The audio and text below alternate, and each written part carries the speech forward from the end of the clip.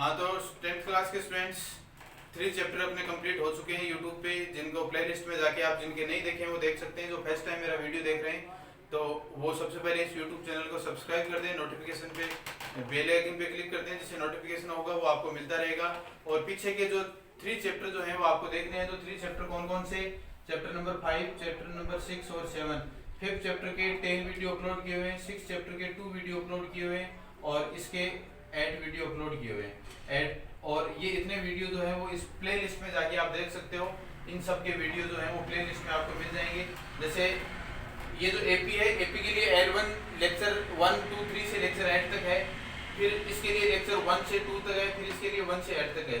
फिर जैसे next topic start होता है तो उसमें फिर वापस लिखता हूँ मैं लेक्चर फर्स्ट। तो इस तरह से आप इसकी प्ले लिस्ट को समझ लेना। एक बार आप देखोगे तो अच्छी तरह से समझ में आ जाएगा। तो जिनको 5th चैप्टर पढ़ना है 5th पढ़ सकते हो। 6th यूट्यूब पे वीडियो अपलोड है अभी भी 5th, 6th और 7th के। और नेक्स्ट चैप्टर 8th का जो है हाइट एंड डिस्टेंस वो आज स्टार्ट करते हैं। तो हाइट एंड डिस्टेंस का बोर्ड क्लास में 3 मार्क्स का 1 क्वेश्चन आता है। इसमें जो ट्रिग्नोमेट्री पढ़ी है 6th और 7th जो चैप्टर है उनसे रिलेटेड ये एक्सरसाइज है। देखिए किस तरीके की क्वेश्चन है। फर्स्ट क्वेश्चन है the shadow of a vertical pillar is the same the height of pillar the angle elevation of sun will be. देखिए सबसे पहले एलिवेशन एंगल की बात करते हैं। एलिवेशन एंगल क्या होता है? तो देखिए एलिवेशन एंगल जो होगा यहाँ पे क्या दे रखा है, shadow of a vertical pillar. तो ये देखिए ये एक पिलर है और ये पिलर कैसा है, वर्टिकल पिलर है। वर्टिकल और हॉरिजॉन्टल सब लोग जानते हो, ये वर्टिकल और ये हॉरिजॉन्टल इस तरह से। तो वर्टिकल पिलर है and same the height of pillar then angle of elevation. इस पिलर की जितनी हाइट है ना उतना ही इसका क्या है, ये इसकी छाया है, इसकी शेडो है। ये एक ट्रायंगल बना रहा हूं मैं, ये A B C. A B क्या है, ए बी इज पिलर, ये है पिलर। और ये पिलर के लिए बी सी क्या है, इसके लिए शेडो है इसकी। तो ये देखिए यहाँ पे, और जो पिलर जो है ये कितना 90 डिग्री के एंगल पे है। और हमें ये गिवन है कि इस पिलर की हाइट और ये जो इसकी शेडो जो है ये दोनों क्या है, इक्वल है। इसका मतलब हमें गिवन है AB equal to BC given है। AB equal to BC given है। हमें ये बताना है कि ये एंगल कितने डिग्री का है, ये दोनों इक्वल है उस कंडीशन में। तो देखिए सबसे पहले हम बात करते हैं। अब यहाँ पे ये एंगल से बताना है तो यहाँ पे ये क्या हो जाएगा, परपेंडिकुलर, और ये क्या हो जाएगा, बेस। ये सब लोग आप अच्छी तरह से जानते हो। सपोज ये एंगल थीटा है तो थीटा के सामने की ये जो साइड जो होगी ये क्या होगा, परपेंडिकुलर होगा, और ये क्या होगा, बेस। परपेंडिकुलर और बेस का रिलेशन किस में होता है, टेन थीटा में होता है। सब लोग जानते होंगे tan theta. Tan theta equal to क्या होगा, perpendicular upon base, A B upon B C. तो ये जो रिलेशन था, रिलेशन सब लोग अच्छी तरह से जानते होंगे। नहीं जानते हैं तो उनके लिए मैं एक बार फिर से बता देता हूं। Perpendicular base, perpendicular hypotenuse, hypotenuse and ये बेस। जो हिंदी मीडियम के स्टूडेंट देख रहे हैं वो इस तरह से देखना है इसको। ये हिंदी मीडियम के स्टूडेंट के लिए और ये इंग्लिश मीडियम के स्टूडेंट के लिए। ये क्या होगा, परपेंडिकुलर, ये बेस, ये अगेन परपेंडिकुलर, ये हाइपोटेनियस, ये हाइपोटेनियस और ये अगेन बेस। तो देखिए इसका मतलब क्या होगा, साइन थीटा जब भी होता है तो साइन थीटा होता है P अपॉन H। या कोई हिंदी मीडियम का स्टूडेंट वीडियो देख रहे हैं उनके लिए ये लंब अपॉन ये लंब। L का मतलब लंब, आधार और लंब। K का मतलब कर्ण और A का मतलब आधार। और इंग्लिश मीडियम का स्टूडेंट है वो ये देखना, P मतलब परपेंडिकुलर, B मतलब बेस, P मतलब perpendicular, hypotenuse, hypotenuse and base. ये तो साइन थीटा क्या होता है, P अपॉन H होता है। कोस थीटा होता है B अपॉन H। और टेन थीटा क्या होता है, P अपॉन B होता है। तो tan theta P upon B है तो यहाँ पे देखिए ये परपेंडिकुलर और ये क्या हो गया, बेस हो गया ये। तो tan theta equal to AB upon BC। तो अब उसके बाद में ये देखिए कि अपने पास जो है ये AB और BC इक्वल है ना, तो इसका मतलब ये होगा tan theta equal to AB की जगह BC पुट कर दो, BC अपॉन BC। तो टेन थीटा इक्वल टू कितना आ गया, 1 आ गया। तो टेन में 1 किसकी वैल्यू होती है, 6 चैप्टर में पढ़ा था, टेन 45 1 होता है। तो थीटा कितना आ गया, 45 डिग्री आ गया। तो स्टेन थीटा कितना आ गया, 45। तो ये क्वेश्चन जो है ये ऑब्जेक्टिव क्वेश्चन है। इसमें ऑप्शन में देख लेना 45 किसमें, उसके टिक लगा देना और फिर में जब आप कर रहे हो तो ये पूरा सोल्व करना। अब उसके बाद में देखिए यहाँ पे एक वर्ड आया था एलिवेशन एंगल। एलिवेशन एंगल, ये जो एंगल जो होगा ना, ये एंगल क्या होगा, एलिवेशन एंगल होगा। तो इसमें जो एंगल जो बनेगा, एंगल दो टाइप से बनेगा। एक तो एंगल इस तरीके से बनेगा, यहाँ जब कोई एंगल बन रहा है इस एंगल को बोलते हैं इलेवेशन एंगल। और एक होता है डिप्रेशन एंगल, वो जो एंगल होगा वो एंगल इस तरीके से बनेगा। नेक्स्ट जो क्वेश्चन आएंगे उस टाइम मैं बताऊंगा कि कौन सी कंडीशन में वो एंगल बनता है। जब कोई दो टाइप के एंगल होंगे, एक तो ये डिप्रेशन एंगल और ये एलिवेशन एंगल, ठीक है। ये एंगल यहाँ पे नीचे बनता है और ये एंगल यहाँ पे बनता है। मतलब ये है कि जो ऑब्जर्वर जो है कोई भी, जैसे यहाँ पे कोई आदमी खड़ा है वो इधर इस साइड में देख रहा है तो वो एंगल ऊपर की तरफ बन रहा है, एलिवेशन एंगल। कोई आदमी जैसे मान लीजिए कि कोई बिल्डिंग है उसकी हाइट पे और नीचे की तरफ देख रहा है, ग्राउंड की तरफ, तो ये एंगल यहाँ पे नीचे की तरफ बनता है, तब इस एंगल को क्या बोलते हैं, डिप्रेशन एंगल बोलते हैं। दो टाइप के इसमें एंगल हैं। और इस चैप्टर का भी आप लोग कुछ ये सोच रहे हैं कि इसमें कुछ बेसिक नहीं बताया, इसमें कोई बेसिक नहीं है। इन एलिवेशन एंगल था तो एलिवेशन का फर्स्ट क्वेश्चन आया तो मैंने बता दिया। इस एंगल का इसके जैसा कोई क्वेश्चन आएगा उस टाइम बात करेंगे इसकी। तो स्टूडेंट क्वेश्चन नंबर फर्स्ट सबके समझ में आ गया होगा कि जब भी बेस और परपेंडिकुलर इक्वल होता है तो हमेशा एंगल कितना होगा, 45 डिग्री हमेशा एंगल होगा। तो ये तो था क्वेश्चन नंबर फर्स्ट। तो जिन लोगों के सामने बुक नहीं है वो स्टूडेंट सबसे पहले बुक को ओपन कर लें, क्योंकि इसमें मैं बुक से रीडिंग लगा के क्वेश्चन सोल्व करूंगा, क्योंकि सभी क्वेश्चन बोर्ड पे नोट नहीं किए जा सकते। तो सामने आपके पास में रफ होनी चाहिए, फिर जो है उसमें तो आप बाद में कर लेना, उसका तो पास में रखने का कोई मतलब नहीं है। और मैथ की बुक होनी चाहिए, हाथ में पेन होना चाहिए, जहां भी आपको लगे यहाँ पे मेरे को नोट करना है तो उस वीडियो को रोक के यहाँ पे नोट करें। अब क्वेश्चन नंबर जो सेकंड जो है वो बुक में रीडिंग लगा रहा हूँ, आपके सामने सबके सामने बुक होनी चाहिए और बुक में देखिए रीडिंग लगाइए। ये है from a point on the ground, from the point on a ground which is 100 metre away from the foot of the tower, the angle of the elevation of the top of the tower is 60 degree then the height of the tower is. तो देखिए क्या है, ये एक tower है, second question की बात कर रहे हैं, ठीक है। इस टावर से 100 मीटर दूरी पे डिस्टेंस जो है वो कितना है, 100 मीटर। तो ग्राउंड पे कोई भी एक पॉइंट लेना है। तो क्वेश्चन में जैसे जैसे रीडिंग है भाई, इस हाइट एंड डिस्टेंस चैप्टर की सबसे बड़ी बात क्या है, आपने डायग्राम बनाना सीख लिया, क्वेश्चन आपका सोल्व हो जाएगा। डायग्राम नहीं बनाना सीखा है तो क्वेश्चन सोल्व नहीं कर पाओगे। तो सबसे पहले क्वेश्चन में एकदम पॉइंट टू पॉइंट उस क्वेश्चन को 2-3 बार अच्छी तरह से रीडिंग लगाना, रीडिंग लगाने के बाद में डायग्राम स्टार्ट करना। तो पॉइंट टू पॉइंट आप पढ़ते जाओगे तो डायग्राम बन जाएगा। तो इसमें क्या था, from a point on the ground, तो ये कोई भी पॉइंट ले लिया हमने ग्राउंड पे, ये पॉइंट। फिर क्या था उसके बाद में, विच इज 100 मीटर अवे, तो इससे 100 मीटर अवे ये पॉइंट है। From the foot of the tower, तो ये जो टावर है इस टावर का यहाँ पे फुट हो गया, ये क्या है, एक टावर। तो ये एंगल जो होगा टावर को आपको कितने 90 डिग्री के एंगल पे लेना है। और जितने भी जो क्वेश्चन है इन सब क्वेश्चन में ट्राइंगल बनेगा, राइट एंगल ट्राइंगल बनेगा। और वो क्वेश्चन की कंडीशन देखनी है कि भाई एंगल कितना बनता है, कौन सी साइड कितनी दी हुई है, ये अपने पास कंडीशन है। फिर उसके बाद में elevation of the top of the tower is 60 degree. तो जो एलिवेशन जो एंगल है ना, एलिवेशन एंगल कहां से था, जो ग्राउंड पे हमने जो पॉइंट डिसाइड किया था, यहां से जो ये एंगल है, ये एंगल कितना है, 60 डिग्री है। ये हमें गिवन है। और फाइंड क्या करना है, the height of the tower is, जो टावर जो है उसकी हाइट फाइंड करनी है। तो देखिए इधर देखिए, तो इसको अच्छी तरह से बुक में बार बार क्वेश्चन की रीडिंग लगा के डायग्राम बनाना आपको सीखना है। तो ये डायग्राम बनाने के बाद में अब देखिए हमें फाइंड क्या करना है, ये टावर क्या है, AB, और AB की हाइट फाइंड करनी है। AB की हाइट फाइंड करनी है। तो देखिए वापस वही बात, आपको क्या देखना है, जो गिवन है वो और जो फाइंड करना है उनमें रिलेशन देखना है। तो ये तो क्या हो गया, गिवन है 100 मीटर BC, ये जो डिस्टेंस जो है ये टावर है, और यहाँ पे ग्राउंड पे जो पॉइंट हमने डिसाइड किया था वो पॉइंट, इन दोनों के बीच की डिस्टेंस कितनी है, 100 मीटर। और ये जो टावर जो है उस टावर की हाइट फाइंड करनी है। तो इन दोनों का रिलेशन देखना है। तो वापस वो की वही बात आ गई ना, tan थीटा इक्वल टू क्या होता है, परपेंडिकुलर अपॉन बेस। परपेंडिकुलर क्या है, AB, और बेस क्या है, BC। तो आपको लिखना है tan theta equal to AB upon BC। AB था परपेंडिकुलर और बेस क्या था, BC था।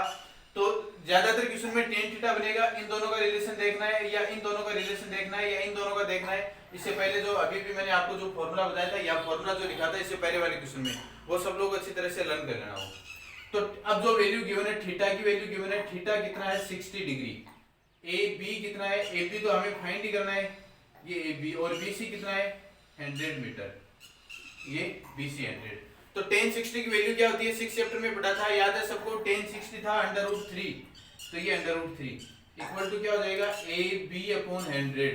और AB इक्वल टू कितना आ जाएगा, 100 इंटू 3 आ गया। AB इक्वल टू कितना आ गया, 100 इंटू 3, ये AB आ गया। अब उसके बाद में देखिए हमें टावर की हाइट ही तो फाइंड करनी थी, हाइट फाइंड करनी थी। तो उसके बाद में फेयर में क्वेश्चन ऑब्जेक्टिव है, लेकिन जब आप फेयर में सोल्व करो तो पूरा डायग्राम बना के इस तरीके से सोल्व करना है ये, ठीक है। तो लास्ट में फिर क्या लिख देना, then the height of the tower is, height of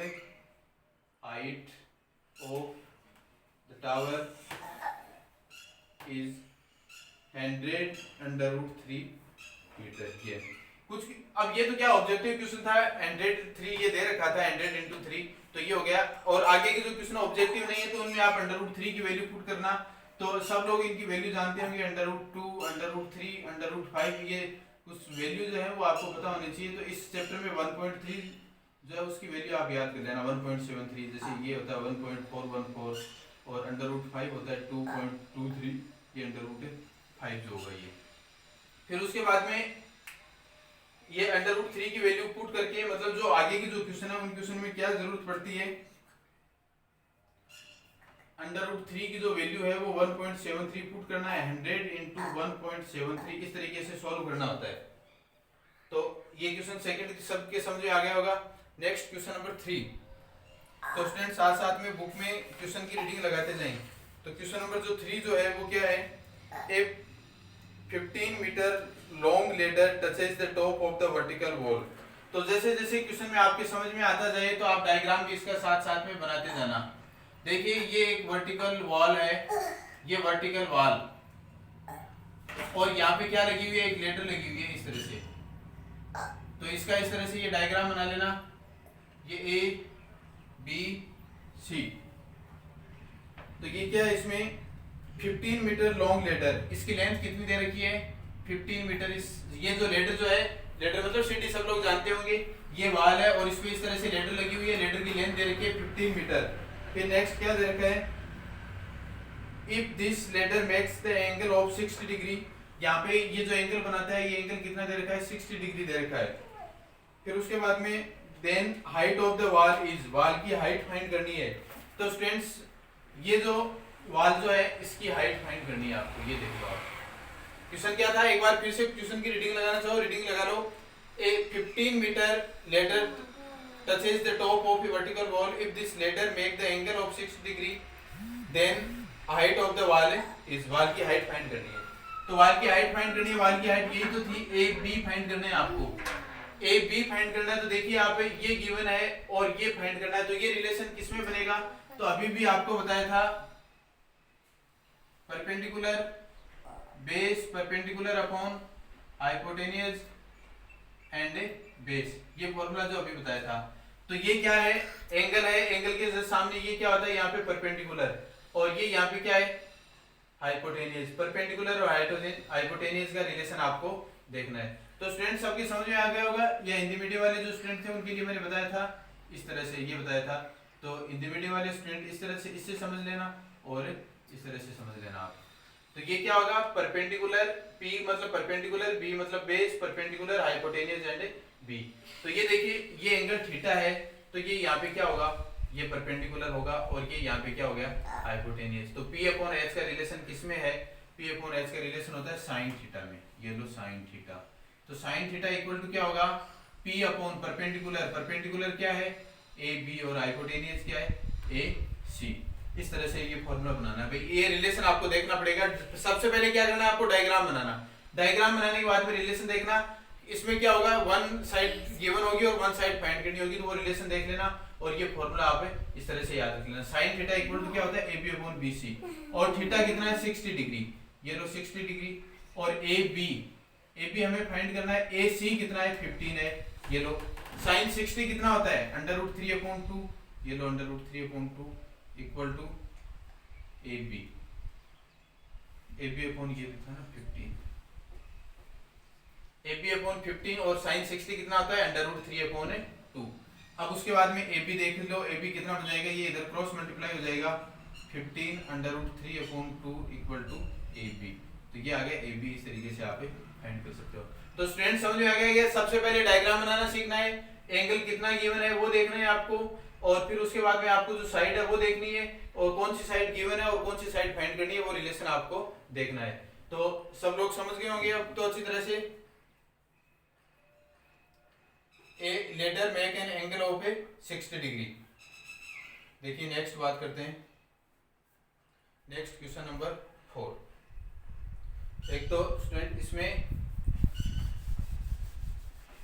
ये जो एंगल जो है, ये एंगल इसमें बुक में देखो क्या दे रखा है, if this ladder make the angle of 60 degree with the wall, ये वॉल के साथ में था ये एंगल, सॉरी इसमें ये मैंने एंगल 60 यहाँ पे ये ले लिया था, थोड़ी मिस्टेक हो गई थी, माफी चाहता हूँ सब लोगों से, आपको परेशानी है उसके लिए। तो ये एंगल जो था बुक में मैंने रीडिंग लगाया था, थोड़ी मिस्टेक होगी, मैंने 60 यहाँ पे लिख दिया था ये, अब उसमें मैंने दोबारा देखा तब उसमें पता चला 60 डिग्री है, तो ये 60 डिग्री है। तो देखिए क्वेश्चन का फॉर्मेट चेंज हो गया, तो एक बार देखिए इसको दोबारा से देखिए, ये जो वाल जो है यहाँ, ये लेटर इस वाल के साथ में यहाँ पे 60 डिग्री एंगल बना रहा था ये, तो ये 60 डिग्री एंगल बना रहा है। तो अब उसके बाद में देख लो आप, ये एंगल गिवन है और हमें फाइंड ये करना है AB। तो अब देखिए ये एंगल हो गया ना, तो ये परपेंडिकुलर हो गया है और ये बेस हो गया। अब आपको क्या लेना है, कोस थीटा से करना पड़ेगा इस क्वेश्चन को। तो कोस थीटा इक्वल टू क्या होगा, कोस थीटा इक्वल टू होगा बेस अपॉन हाइपोटेनियस। बेस इस बार क्या होगा, AB होगा और हाइपोटेनियस क्या होगा, AC होगा। इस तरह से बनेगा ये।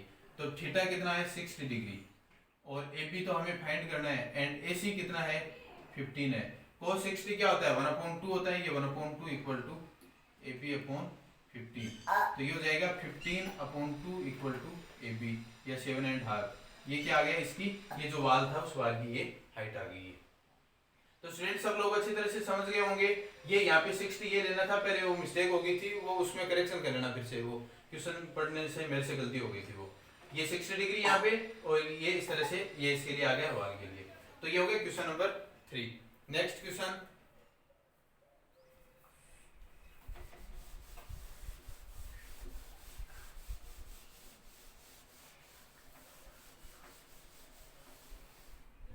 Question number 4।